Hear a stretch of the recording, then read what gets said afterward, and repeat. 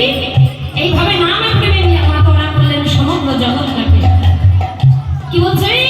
হরি প্রাণ সুন্দর দূতি কদম্ব সমুদ্রিত সদা হৃদয় স্পন্দরে স্ফুরত শ্রী সচিনন্দন।